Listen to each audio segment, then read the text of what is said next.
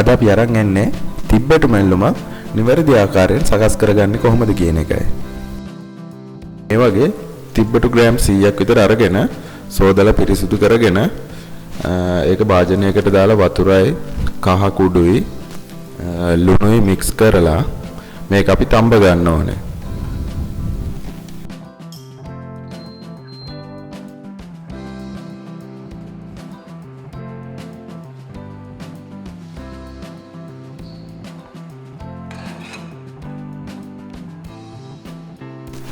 මම නම් මේක විනාඩි 10ක් විතර තඹ ගත්තා. තඹ ගත්තාම මේ විදිහට තමයි එන්නේ. ඊට පස්සේ අපි මේ ටික පොඩි කරගන්න ඕන.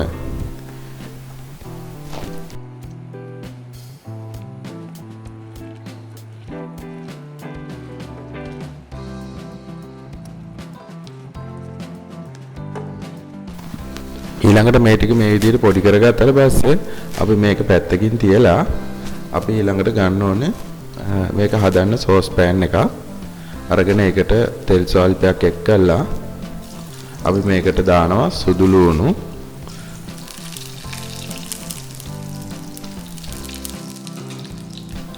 ටික මේ විදිහට බෙදෙනකොට අපි මේකට එකතු කරන්න ඕනේ අපි කපාගත්ත ලුණු ටික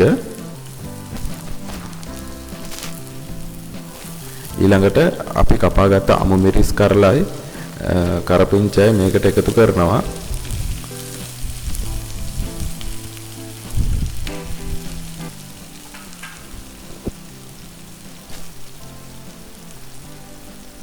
ඊළඟට අපි මේකට කුරුඳු කෑල්ලක් පොඩියට කඩාගෙන එකතු කරගන්නවා. ඊළඟට වේලිච්ච මිරිස් කරලක් අපි මේ විදිහට පොඩියට කපාගෙන එකතු කරලා හොඳින් මේ ටික මික්ස් කරගන්නවා.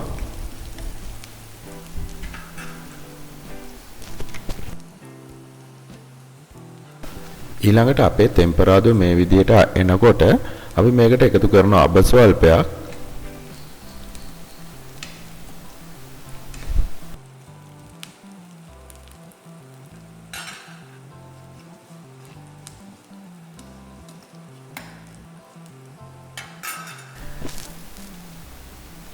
දැන් අපිට පුළුවන් මේ විදිහට අපි ගත්ත කූනිස්ස ටික මේකට එකතු කරන්න.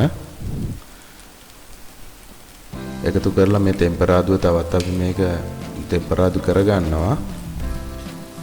කූනිස්ස ටිකත් ෆ්‍රයි වෙනකම්.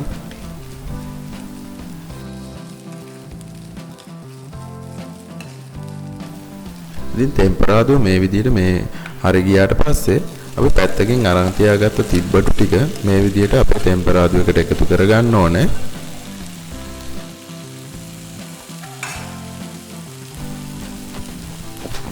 ඊට පස්සේ අපි මේකට එකතු කරගන්නවා ගම්පිරිස් ඇට දෙක තුනක් තලාගත්ත ඒවැන්.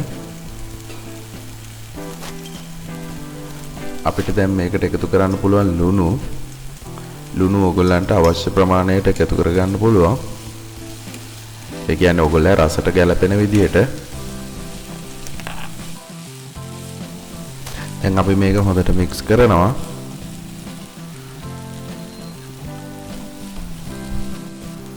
දැන් මේ ගානට අපේ ටෙම්පරාදුව එනකොට අපිට මේකට එකතු කරන්න පුළුවන් පොල් ටික.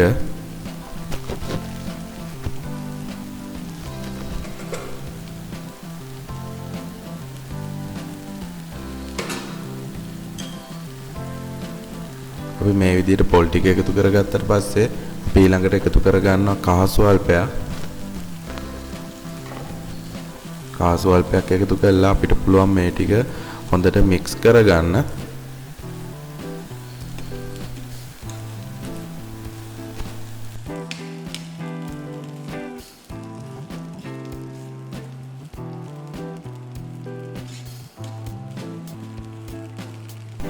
දැන් බලන්න ලස්සන පාටට මේ තිබ්බටු මැල්ලුම එනවා.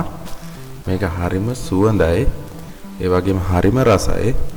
ඔයගොල්ලෝ ගෙදරදී හදලා try කරලා බලන්න මේ තිබ්බටු මැල්ලුම හරිම ගුණදායකයි. බලලා කොහොමද රස කියලා අපිට කමෙන්ට් එකක් දාන්න අමතක කරන්න එපා.